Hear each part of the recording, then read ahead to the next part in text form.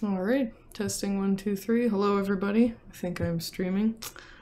This is my third stream, so still learning things, and I ask that you'd bear with me if I'm doing anything crazy or speaking out of only one earphone like last time.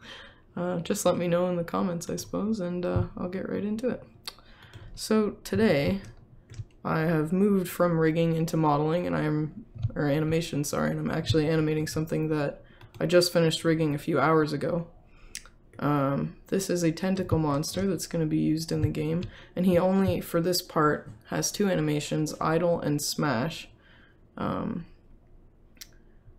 So I am in the middle of working on the smash animation. I'm going to try to finish it by the end of this stream. That's my goal, is to finish this one. And I guess before I begin, I'll show you the idle that I've got so far. And it's just kind of a generic wiggly jiggly, just kind of sitting there moving around. I hope that it plays back at the right speed. I think it does. So as you can see, there's a bunch of little things that are going on. It's not so much really large predictable movements, but rather smaller, just kind of generic back and forth, just kind of waving. You don't want to draw too much attention to the fact that this is repeating itself over and over and over again. So having smaller gradual motions is generally good for an idle like this. Sometimes you want a little more energy, but this guy's just kind of sitting here, kind of being a bowl of jelly almost. I might add a little bit of flavor to some of this and make him bend a little more awkwardly, just because he's supposed to be tree-like, but that's for the next iteration of this, not this version. So in Blender, you can see the way you animate is through keyframes. There's a few different ways to do this, but keyframes is the one I understand. So with animation, you've got keyframes, and then you've got interpolation, sometimes called tweening, depending on what software you're using. And basically what it does is it says to the computer, hey, I want you at this frame 16, to move, let me just change this. There we go. I want you to move like this, and then maybe, you know, a few frames later, this is frame 36, I want you to move over here. And basically, what the computer will do is it'll interpolate, or it'll calculate how you get from one point to the other. And it can do that through rotation, translation, or scale. You can also animate properties that aren't just like spatial properties. But that's the basics. Usually you have your scale, rotation, and location. You can also animate textures, UVs, lights, cameras, just about anything. Anything that has a value that changes over time, you can animate that in Blender. And any other 3D software. So, for this guy, I'm gonna go back to the smash animation. And before I get into actually animating the smash, I'm gonna talk again about naming things, because I always talk about naming things because it's very important. What I like to do when I start an animation is I make a default animation, and that's basically like the classic T-pose. If you see, you know, characters standing with their arms out, nothing has moved, nothing is rotated, nothing is scaled differently. It's just exactly the way the rig naturally is. So I call that default. I put it in all caps so that it's easy to find. That's just the way I do it. That's not standard or anything. And then with Blender, you gotta make sure you hit that little F button, which means fake user, so that it doesn't delete your animation if you're not working on it, because Blender, to save space, will say, oh, you're not using that animation anymore, I'll just delete that. And you're like, no, no, no, I want all of these animations. So if you can see over here, we've got default, idle, and smash. Default is always the one I start with, and it always has all of the keyframes for anything I could possibly want to animate on the rig at any point in time. So it has a lot of keyframes. This guy actually has a lot of tentacles, if you can see. 1, 2, 3, 4, 5, 6,001. They're all deforming, largely because when I rigged this, I didn't put a lot of control bones. I just wanted to animate directly onto the skeleton. Yes, it is actually a new mic. Last time I streamed, it was a very small mic because we were having mic problems, and then this time it's new. I think we just got it today, so yeah. Let's see. Right, what was I talking about? Keyframes and such, right. Okay, so here, if I go into this, you can see that this has got a whole bunch of rotations. And that's because this is something that I only ever want to rotate. I don't really want to change the scale, so I decided that I wasn't going to set any keyframes for that. If I had completely finished this rig, I would have went in and locked all of this. I talked about that, having good rigging practices and making sure that you lock everything that you don't want the animator accidentally animating. Because I animated this myself, I knew I wasn't going to scale anything, so I just have to be a little more careful. So yeah, rotations. I use quaternions, and that's to prevent something called gimbal lock. And I'm not sure if I could actually get it to gimbal lock in this. I might be able to, but I'm not going to actively try to do it. But gimbal lock happens when you can only rotate on 2 axes. You can see over here it's got the 3D cursor. Yeah, the microphone sounds so much better. Sorry, I'm getting these really delayed, but yes, I'm glad. With this, you can see you've got a red, green, and blue axes, and that's basically your X, Y, and Z. What you don't know is that there's actually another axis on this, and it shows up in Blender as yellow. If I go over here, you can see it's yellow over here. And that's the W axis. I have absolutely no idea what that axis looks like, because I think it changes based on some form of math that I did not go to school for, so I have no idea how that works, but it does, and basically it prevents it from rotating in such a way that you can actually only rotate on 1 or 2 axes. It's kind of hard to explain without a visual. Yeah, true. That's a good point. Not possessed by the soul of Satan himself. I would suggest, if you're interested in gimbal lock and why that's a problem for animators and riggers, YouTube is a good way to figure that out. Yes, so I will go back to the Smash animation. You can see that I have a bunch of different keyframes here. Largely, one of the most important things about animation is timing. So this is why Blender devotes an entire window to it. This is just for editing a keyframe's time. So if I grab it, I can only move it back and forth, and that's just moving it back and forward in time. So if I want something to move faster, I'll drag it closer to the keyframe before it. If I want something to move slower, I'll drag it away from the keyframe. It takes more time, therefore it's slower. The other thing we've got here is the graph editor, which when I started animating, I didn't know existed, and I don't really know how I managed to animate anything without it, because the graph editor shows you what's going on with the timing and distance in respect to the bone. So here we can see that there are 4 axes that are moving, in this case rotating, over time, and it shows you exactly where they have to get to the next keyframe. So it shows you the interpolation, which is this part right here. The black keys, those are the keyframes, and then the line is where Blender is saying, oh, this is how I get to it. You can edit keyframes in many different ways, and the graph editor is probably the best way to do it, although I could be wrong. Basically, you can say, oh, hey, I maybe want this to kind of move out really quickly and then slow down over time, and that's kind of the graph. That's kind of the graph that you would want for something like that. Or maybe I want to say, oh, I want this to be mostly straight, and then I want this one to be straight as well. So you can straighten the interpolation so that it just goes from one to the other in a very linear fashion. This is how you can get your ease in and ease outs. In traditional animation, you'd have to go in by hand and animate all of these properties, and you would say, okay, so for the first hand it's going to move here, the next hand I'm going to move it just a little bit, and then the next hand I'm going to speed it up, the next hand I'm really going to speed it up, and then I'm going to slow it down again, and slow it down and slow it down. That's ease in and ease out. So you start slow, you go fast, and then you slow down again. Blender does that automatically with interpolation, and you can change the settings to accommodate for that kind of stuff. Right now, this is what I've got for the animation so far. I'm just working on going around basically and just blocking out the tentacles coming up, curling, just so that the player can say, oh hey, it's doing something, and then slapping down with a bit of a follow-through, because I really enjoy animating follow-through. That is another principle of the 12 principles that I haven't fully learned yet, but I'm working on it, and I think that's one of the more important ones for any sort of fluidity or sense of weight. Anyway, back to the task at hand. You'll also notice that the mouths open and shut, as if in some sort of energy that they're expending. They're just like, ah, right at the end when they finally slap down. So that's another thing that I like to focus on when I'm animating, is just kind of the little details and pulling it all together to make it look like one coherent action, but with several different motions built in.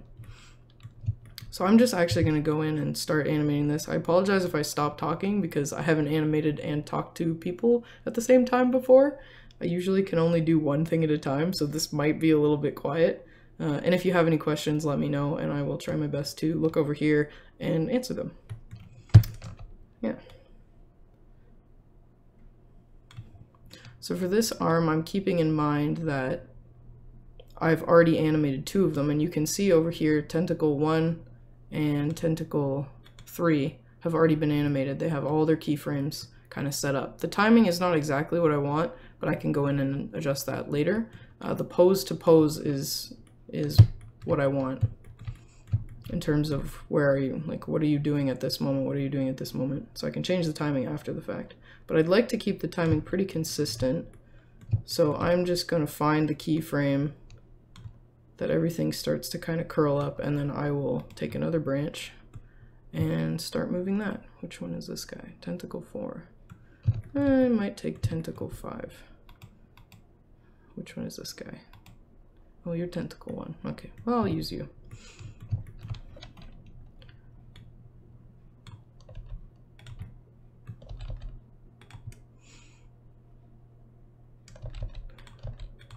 So one thing about this particular model that's a little bit more challenging to animate than other models is that by default, he kind of has twisty limbs.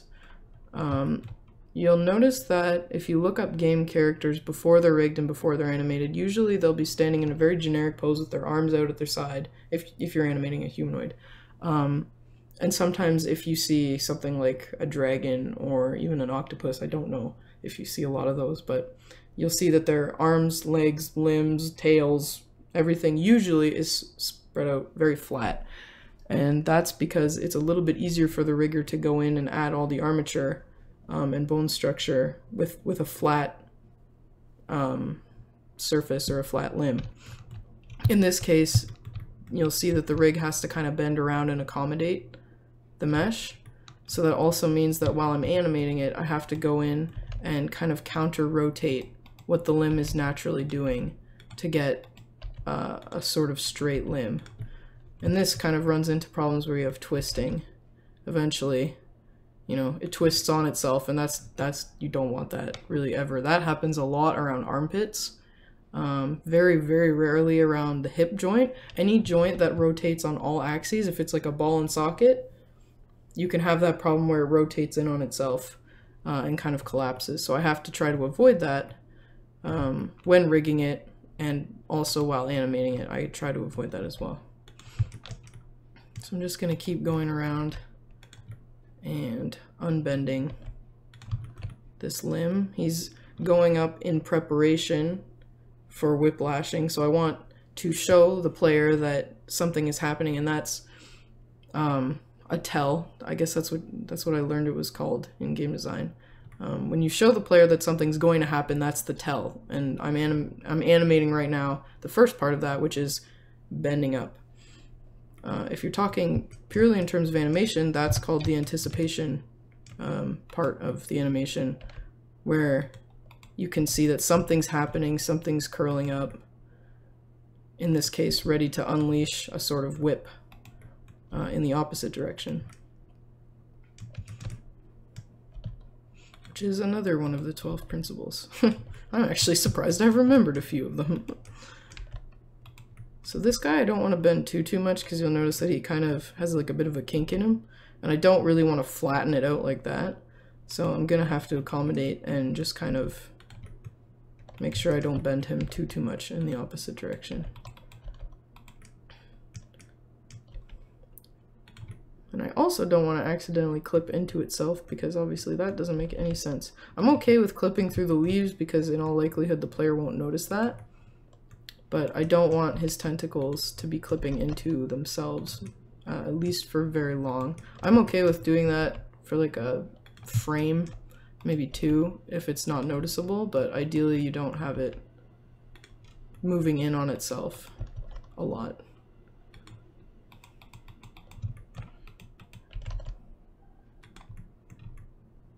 It's a little bit bendy in there, but it's okay. I also don't want to unbend this too much that it looks so unnatural that, like, why would this tentacle monster be bending that way if he's originally, you know, bent like this? Why am I breaking his arm kind of deal? So there's kind of a fine balance there.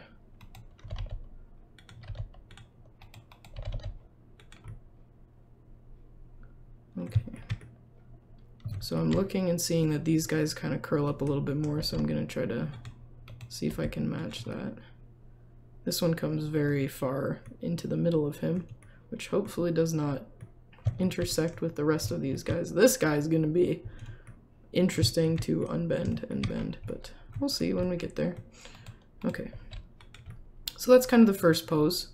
You notice that all these keyframes are on the same line, whereas these are kind of staggered, and that's because I've changed the timing so that these shorter tentacles over here, the ones on the end, actually curl faster than the ones on the outside. And this is just because anything that's fast, anything that's smaller will move faster. If you've got a small mass, you have a larger acceleration, and if you've got a large mass, you've got smaller acceleration. That's just kind of the way physics works. So I want to animate with physics, or at least with the idea of physics. So what I'm going to do is accelerate the outer portions, the smaller guys, first, because they're smaller. I also need to check if this is clipping into itself, which it kind of is, because I've bent it into the opposite direction. You'll notice that originally this guy is pointing to the left, whereas now he's pointing to the right. When I curl him up, he curls the other direction. So I think I'm actually going to fix that now so that I don't have problems later on with him trying to rotate into himself. That's the other thing, is just keeping in mind how the frames move in between the ones you've placed. It's very easy to just go through and, you know, animate a bunch of keyframes and, oh, it looks good at this pose, it looks good at this pose, but then as soon as you blend between them, then you notice, oh, this is rotating 180 degrees, his arm bends backwards and his spine flips over. Like, that you don't want. So paying attention to what happens in between and where the poses end up is always good practice.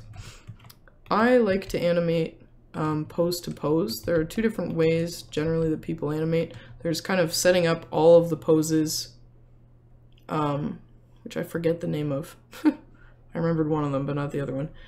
And then there's animating pose to pose, which just you start with one pose and then you just kind of animate the next pose and then you animate the next pose without any clear, really solid idea of where the animation is going to end up, in the sense that you don't have them planned. Like, I won't start the first keyframe set and then, you know, make something halfway down the line and then make another one at the end and then try to figure out what happens in the middle. Usually I just go bam, bam, bam, bam, bam in a kind of linear fashion. That's just how I think. I've tried both.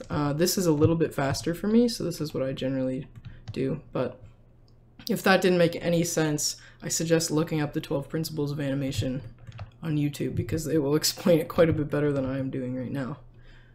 Right, okay, back to this. So he seems to be okay. I might consider bending him back like this a little bit and see if that's a little more natural. No, I don't think so. Okay. So that's that. And then what I'm going to do is stagger them, like I said. And I will start with tentacle 2 and move him 1, and then I'll start and move this guy 2, 3, 4, 5, 6, 7, 8, 9. Okay. So now you can see that this part of him curls much faster. He's already curling up this way. And then the rest of him goes. I also don't particularly like how he swoops in this way. So I think what I'm going to do is actually add another keyframe over here to encourage him to just bend a little bit more. So that's a little more straight. Okay. Now this, for whatever reason, has a bunch of keyframes already.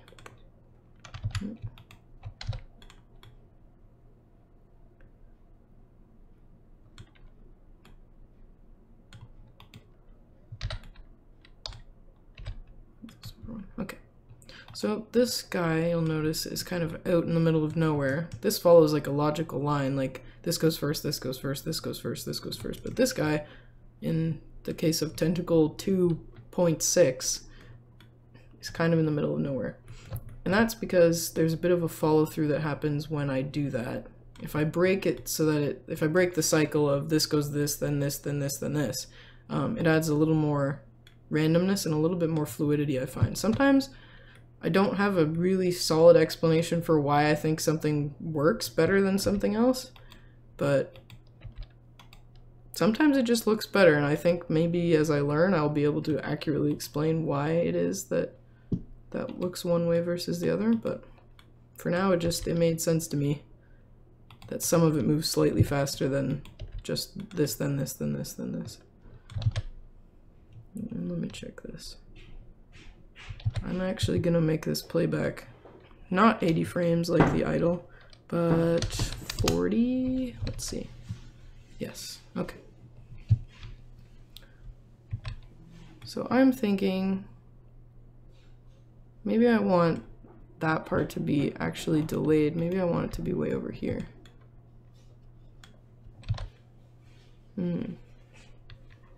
I'll make these guys a little bit faster.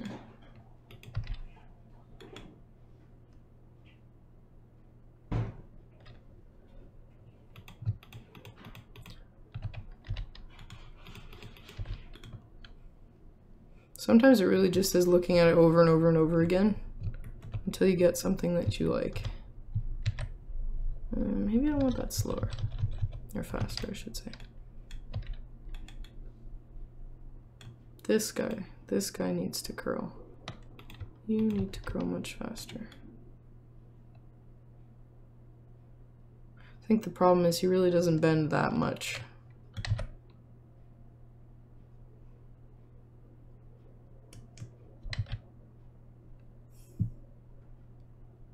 Which means that I need to unbend this just a little bit. Some of these bones are doing a little bit too much work, which means that they're animating faster than I want them to, because they're moving too much, and then the rest of them don't have to move as much, which means through the interpolation they move slower, which is not what I want. So I'm gonna make this guy do a little more work as well. Okay. So now this is way too fast.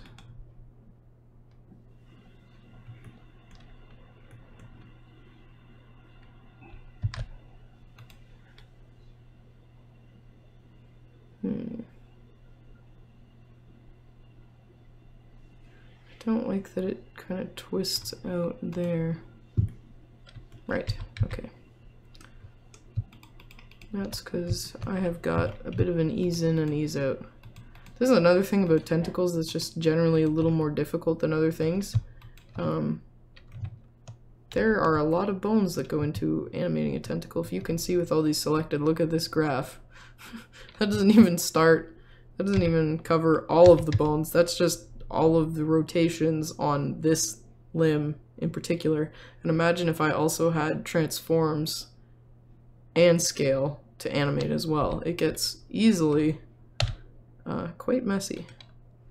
So I would like to set these to vector, and the reason I did that, if I go into just one of these, is that it changes the interpolation from being a slow in, something, I can't rotate it, something like this. See how it's slower and then faster.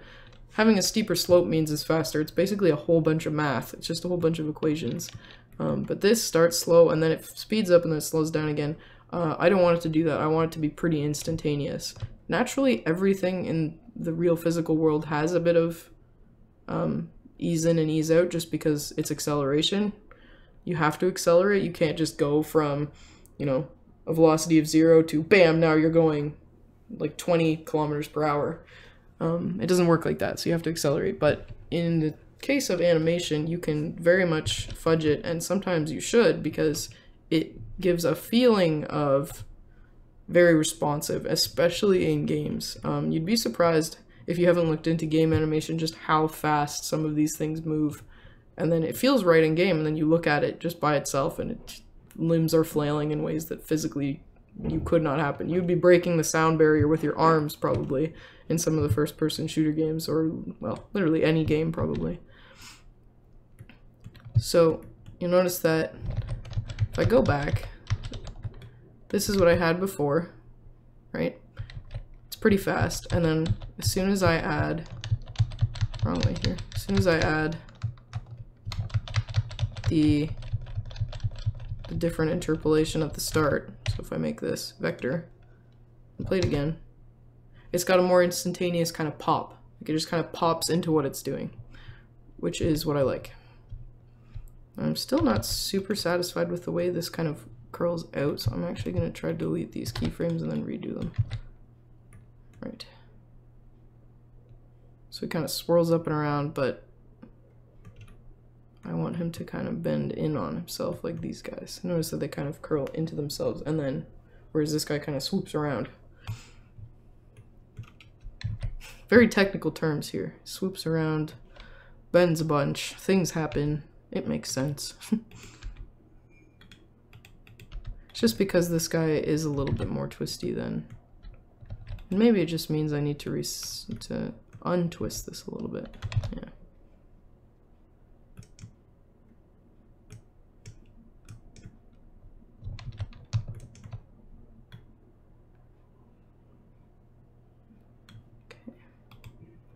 This guy. I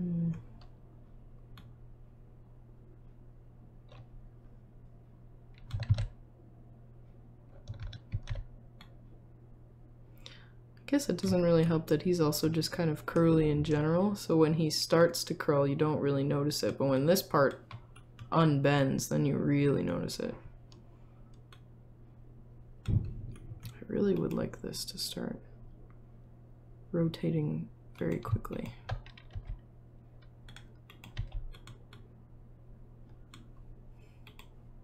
And this guy.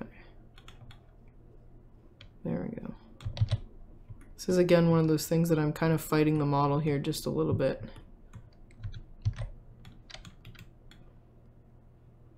Okay, I understand. Alright. So I need to move these back, and this and this.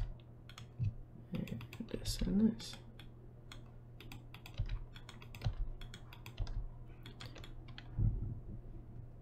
There we go. So something like this.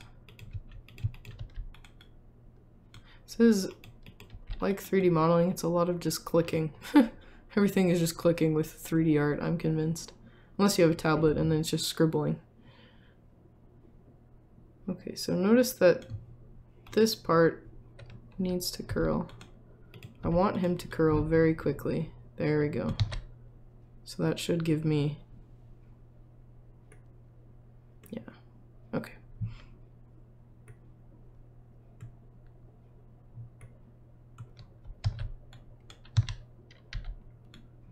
And the rest of him looks a little fast. So.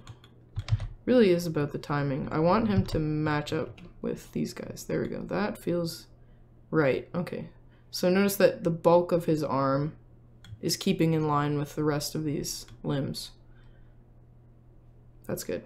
So here, you'll notice that there's a lot of keyframes everywhere, and that is because, well, even down here, I added too many keyframes to those guys. Even down here, and that's because I want him to kind of pause at this stage, and that's the tell, is that he's curled up, you've got that anticipation, like what's he gonna do next, and then he up in flippy bits. So that's what these keyframes do. And basically what I'm doing is I'm saying, you know, I don't really want you to move that much in the next few frames. So all I'm gonna do just to add another keyframe is, oh, I'm playing with the root here, that's why. delete that. Looking at the wrong bones. I need to move these this way. Okay, now we're actually in line with everything. That makes sense. It was a little fast, and I was wondering why.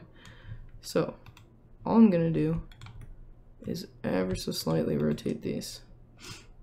And because it's over a pretty long period of time, you're gonna think it's not moving that much, and you might think, from far away, you might not even notice that it's moving at all. But if you look up close, you can see, yes, in fact, he is moving a little bit. And that's another important thing. I think that a lot of young or inexperienced animators do, and I have done it thousands upon thousands of times, is not animating something that should be ever so slightly animated. Especially if you're doing something, if you have a character that has hips or arms or a head or anything, basically if it has anything that is under gravity and that is moved by muscles or bone, it probably should, and even if it's mechanical, it probably should be moving ever so slightly. Because as soon as something is perfectly static, it looks really, really strange, and our brain goes, that's not right. I don't like that because it's perfect. Like, that never happens in real life. As still as you try to be, you're still going to be twitching or moving slightly or something sloshing around in there, and it just means that you always have a slight bit of movement. Which means that you have to... Oh, I didn't even animate that. Here you go. Means that you have to take that into account and animate for that. Okay. So now there's a little bit of movement, and I actually think, let's look at these guys. What are they doing? Just as reference. This guy barely moves at all. This guy moves. Between these frames, he moves a little bit. Literally just between these frames. That's what I'm looking for. These 3 frames. I think that's moving a little too much, even for what I want. So what I'm going to do is select all of these and then relax them so that they're a little bit closer to what their previous frames were. And that just, if you look over here, which I know that this does not make any sense probably at all, it looks like a bunch of scribbles. It basically just means this red guy is going to move down slightly, like this. He's going to try to match it, and this green guy is going to try to match this one. And this blue guy and yellow guy are going to do the same. That's all it's doing, is just moving the keyframes to be approximately on the same level, or distance, or rotation, as the keyframe before. And if you have a keyframe after that, it'll also try to smooth the curves so that if you had one point here and one point here, I gotta stop looking at the camera when I do that, and you've got a keyframe that's way up here, let's say, that's your next one, so you've got 3 points, 1, 2, 3, it'll just move this one down to try to make it flat. Yeah, basically all math. If you get math and you understand graphs and you don't mind doing tedious things, and you also kind of like art and bringing life into stuff, you should go into animating. Alright, so we got the little pause there, and then there's the next bit, which is also anticipation, when he gets ready to slap down. So you'll notice that in these frames for these guys, they unbend all the way, right? These guys are now straight. It's kind of hard to see because there is a lot of stuff going on right here in this scene. See if that'll help a little bit, but they unbend and then they slap down. So that's just furthering the anticipation. We've got the weight and then the unbend and then it slaps down on the ground. So that's approximately, what is this? 1, 2, 3, 4 frames later. Ish. The keyframes are kind of all over the place, but I will adjust that later. 4 frames later, it bends up and uncurls. So I need to do this. This needs to bend. This needs to unbend a little bit. This needs to go this way a little bit. Hopefully that doesn't look silly. This one did not like me doing that. You can see when I rotate it this way, it tears a little bit, which is unfortunate. But that's just kind of the way this limb happens to be.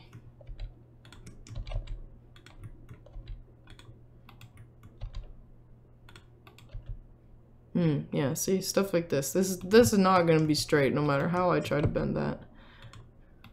But that's okay. We can try our best and hopefully it's not too bad. Alright. Let's see. Yes, I'm liking that already. This, yeah, this is still gonna be a little unstraight. That's okay.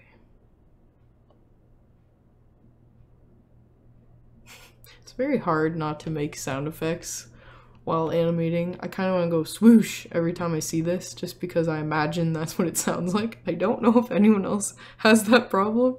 If you do, let me know.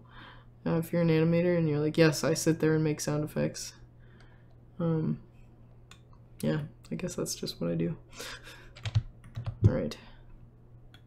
Now, the next important keyframe that I'm going to animate is actually him slapping the ground. You'll notice that there's a whole bunch of keyframes in here. I'm not going to animate those first. I'm actually going to animate the biggest pose and then go in and adjust and add little details like follow through. And then I'll adjust the timing, which also adds follow through and secondary motion and all sorts of good things. But for now, I'm going to try to find how flat this is. We need the grid floor here. There we go. Just need to be able to see where flatness is. There we go.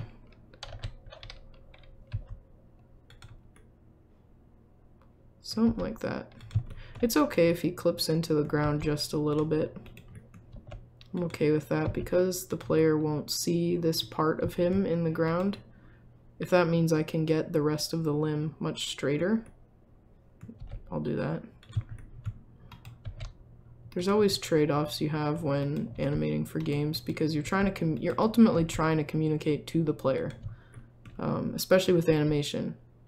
It's really tempting to just go in and, you know, make it nice and it never collides with the ground. It's always perfectly flat and everything is completely the right timing and the physics is all correct and stuff like that. Even an animator will tell you the physics probably isn't correct most of the time, but make it look like the physics is correct. Anyway, you could do all those things until you're blue in the face and then you put it into Unity or Unreal or CryEngine or whatever you're using and the player cannot tell what is happening. It's too slow, it feels clunky, it feels like you're floating, even though it's correct and it looks correct in Blender or whatever software you're using. If the player doesn't understand what that action is trying to convey, you're just gonna have to go back to the drawing board and fix it until it does, and if that means you have to break every single rule of physics to get it to look right, that's being a game animator. At least as far as I understand. I could be entirely wrong. Someone could tell me otherwise. Alright. That's basically straight. That's as straight as that thing's gonna get, I'm pretty sure. I also want to make sure that the motion makes sense. I don't want him to move too much on this guy's. Oh wow, he's really twisted. Well, I don't like that, but we're just gonna have to deal with it. I don't want it to move too much this way, is what I mean to say. But I think that's pretty good for now. Yes, okay. So that's the basic motion for this next part. Now, obviously there's some keyframe wiggling that's gone on here. That's definitely the technical term, keyframe wiggling. And I also have it weighting a little bit in some areas. With Blender, you can tell if the keyframe's exactly the same if it's got a black line or dark gray connecting it. Just means that those two keyframes are exactly the same, and technically no motion is happening. And I know I said you should always animate a little bit. If it's very small and it saves you 2 minutes of work and the player will never see it, break the rules. Know the rules and break the rules, I guess. So what do I want to do here? I want this time I want the opposite timing. I want these little curly boys at the end to uncurl last. And that's just because I kind of want it to start from the base of the limb and then finally when I get to the end have like a whiplash sort of. where it hits the ground. I definitely almost made a sound effect. Okay. So that means I need to push these guys. Kind of out like this.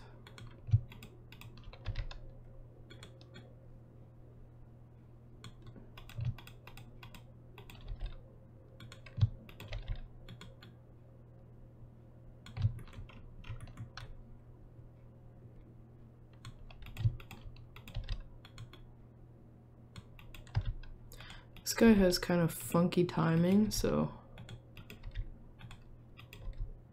just purely because of the way his limb works.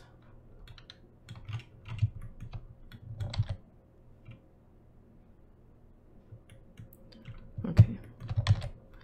Now, if I step through this,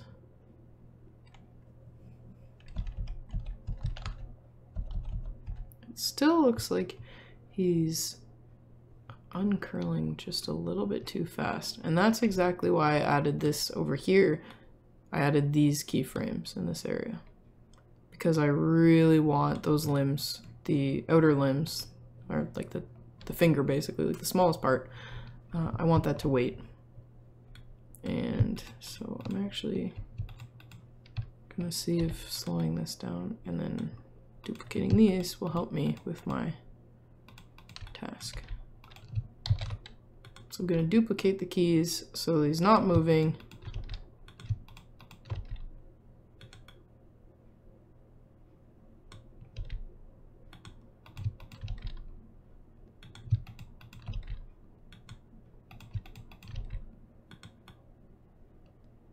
What do I want here? Get this thing out of the way. That gizmo is helpful most of the time, and then other times I'm just like, shoo, be gone. Yes, okay. This is a really exaggerated one. Okay, let's try that. Okay, did it again.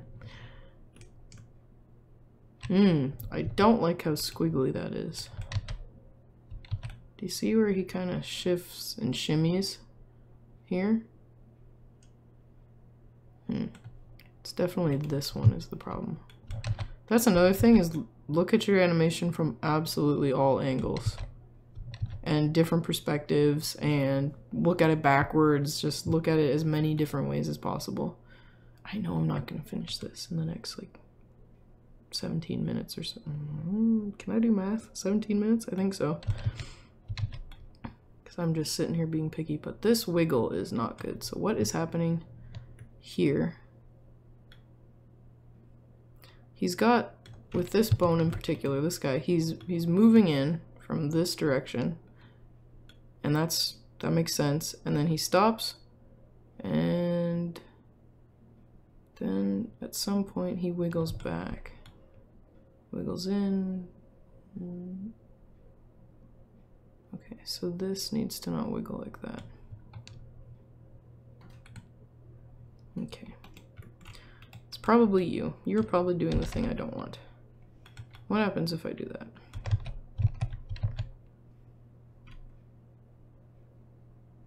Alright. That's definitely less wiggle. So you notice this graph kind of looks wrong, at least if you've been animating a while and you're me and you know exactly what I'm thinking. It starts to go down, it's going down, it's going down, then it kind of pauses, and that's the anticipation, and then it goes back up again, and then it goes down. In this case, I don't want it, it's moving very much in one direction. I don't want it to stutter back and then keep going in this case. So that's what this graph is telling me, is that, oh hey, it kind of stutters back up again. So I don't want that, so that's why when I looked at the graph I thought, that doesn't look right, and I moved it down and then checked it again, and yes, that is exactly what was the problem. So that's where the graph editor is helpful. If you can make sense of what the graph is telling you, you can get a lot of really valuable information where your eyes might just say, I know there's something wrong, but I can't tell you what axes, I don't know what specific small thing is happening that's causing me to go, hey, that doesn't look right. Yes, so slaps down again. Just checking some of these guys. Okay. I still don't like this. I think this guy is doing the same thing also. Something's...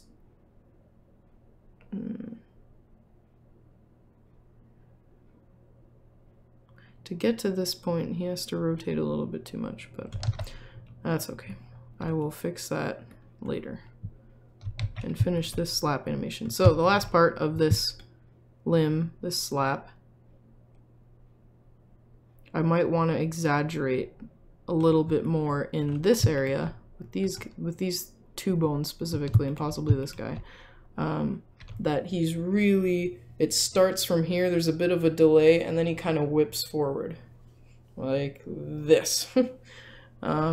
Kind of hard to see with the camera and my elbow, I imagine, because my elbow only bends on one direction. But picture a whip. I really want this delay here so that it kind of uncurls, not like this, but rather like this. So I've just added some more keyframes, and that's why it just looks like a giant mess. And that really sells the whipping motion.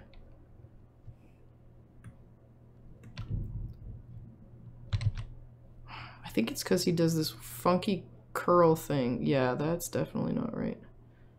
At this point, he should already be over here. Sometimes adding keyframes makes this make sense, and then other times it just does not. That was English. Probably didn't make very much sense at all. The other thing, this guy, this particular limb that I'm animating feels so much faster than the other ones because he's simply longer than the rest of them. Like, he doesn't look longer. If you look at it, you're like, oh yeah, it's about the same distance from the center, except when you stretch him out, he is significantly longer than the rest of them. And that means that he travels more distance in the same amount of time, which makes him faster. Now, to offset that, I could actually slow his stuff down. Wow, my teeth just whistled. And I will see if that actually helps. So this is tentacle 11. Yes, okay. If I scale this all up just a little bit, does that help? Gives him a bit of a delay in slapping on the ground, which I think I want, and I think I might actually go back and... Which guy's longer? This guy? Who's he? Tentacle 3? Alright, I'm going to scale him up a little bit too.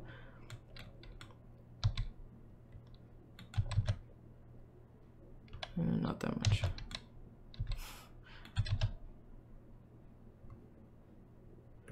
This guy's still very wonky.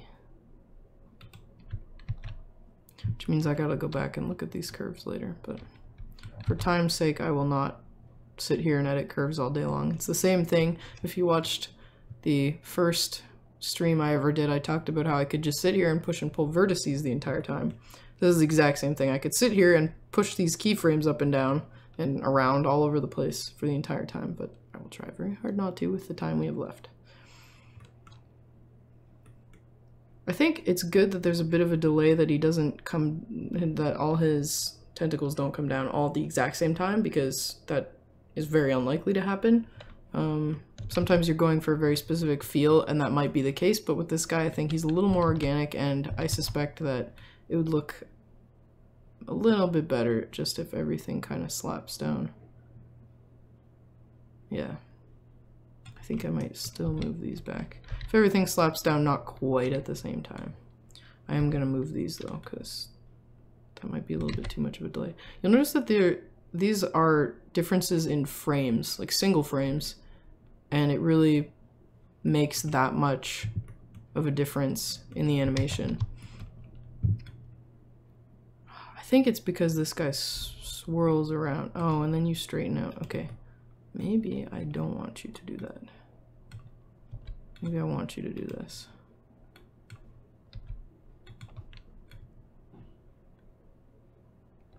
And then this needs to not be straight like that. I unbent him a little bit too much. I'm fiddling again. Nuts. Okay. Other than that, that limb is done. I just need to fix that wobble.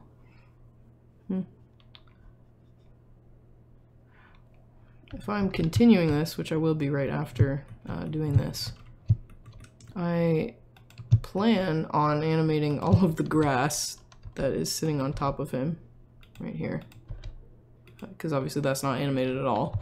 And then I'm also going to really emphasize and exaggerate his effort in uncurling and rapidly, well, curling and unrapidly curling his tentacles all at the same time, which you can see with this guy. He moves up, and that's what this does. This shows me that he moves up. I think I'm gonna exaggerate that. Yeah, like that maybe. And I'm gonna need to play with the timing because it's just a little funky.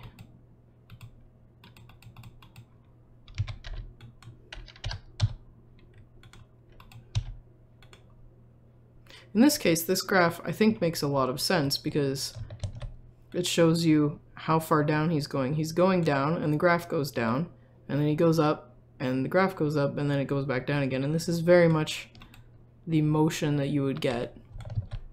And that makes a lot of sense. Sometimes you look at a graph and you're not entirely sure what the graph is telling you because it doesn't immediately line up with something that you easily understand. That happens a lot with rotations with the yellow W axes of quaternion. Like, I don't know what this does. In this case, it rotates it this way, but if I go back a few frames, it doesn't rotate it at all. So the math is there, and it's obviously doing its job because I'm not locking any of my rotations, but I don't fully understand what it does at all given times.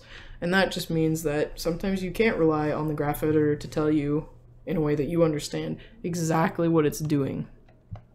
Sometimes you just need to look at it and go, yeah, that squiggles a bunch, and then try to fix it, possibly by counter-rotating and other things of that nature. Now, I don't know, maybe this will help. Let's see.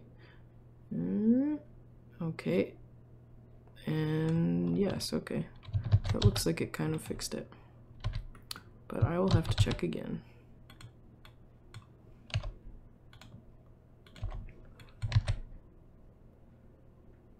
Okay, so looks like he's just got a bit of a squiggle, or like later up. Oh, maybe it's this thing.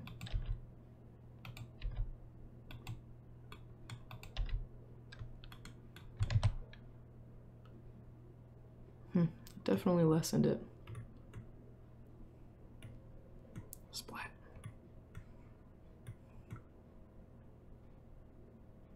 Definitely gonna need to adjust the timing on that because I definitely feel like it just doesn't quite get what I'm trying to do. If I was really feeling him, I could add another bounce, like he's kind of went up, hit, kind of squished into the ground, and then bounced again. Get a kind of nice follow through motion. Yeah.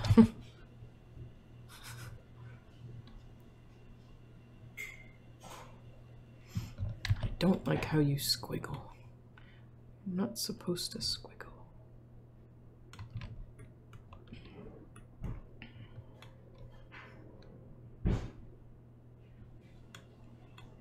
Which one of you is unbending?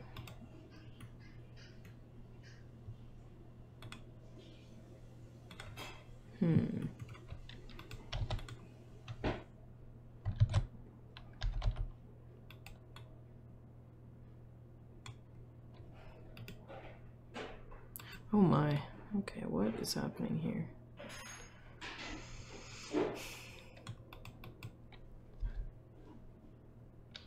Sometimes just deleting keyframes to make the whole action smoother helps. Other times that's not the problem at all. Maybe it was this one. I'm just gonna keep end up deleting keyframes until I don't have any motion left.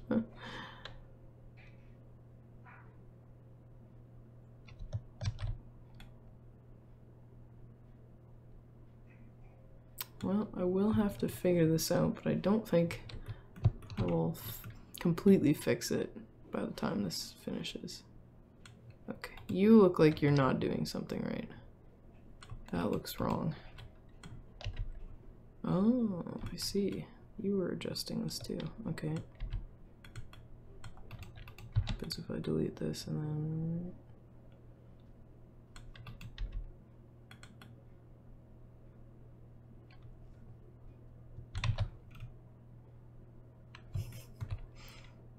Kind of snakes in there like a little bit when he's winding up. He just kind of wiggles.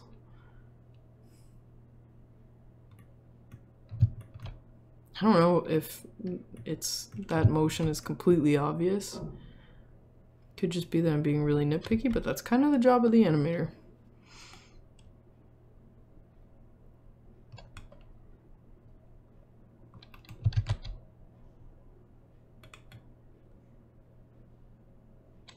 It's most likely that something much lower down in the chain, when stuff wiggles like this, something lower in the bone chain is wiggling, and then I've accidentally counter animated it so that when I delete the keyframes from the upper animation, I see that it still wiggles, which means that it's a problem lower down. Just means I have to work around that.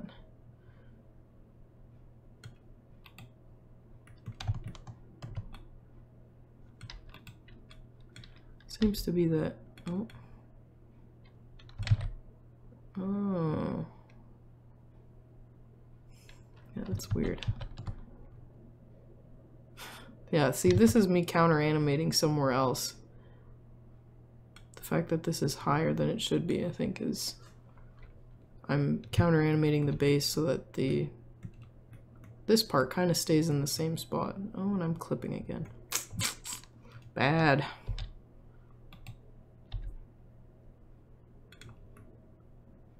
Maybe I will just do...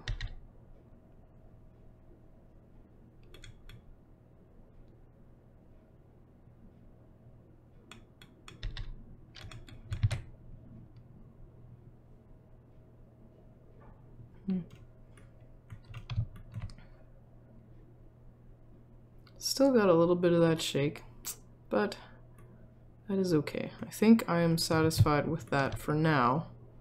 In all likelihood, I'll go back to it and fix it, but I should start working on the other guys.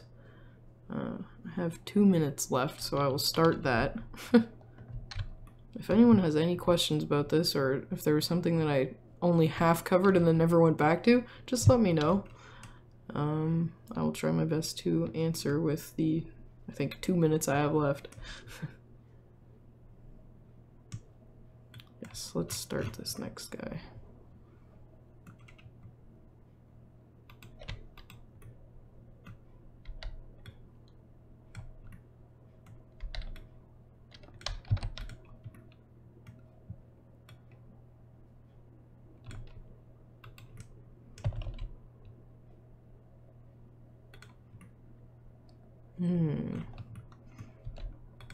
This guy can only bend so far before he starts really clipping into himself.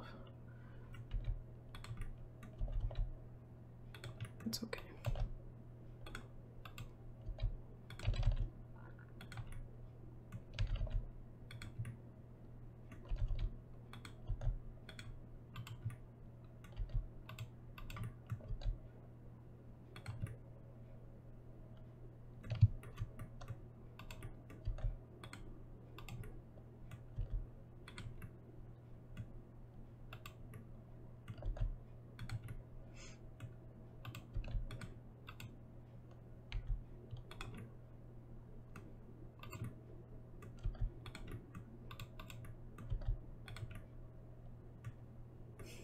This one really doesn't want to bend this way, which is fair.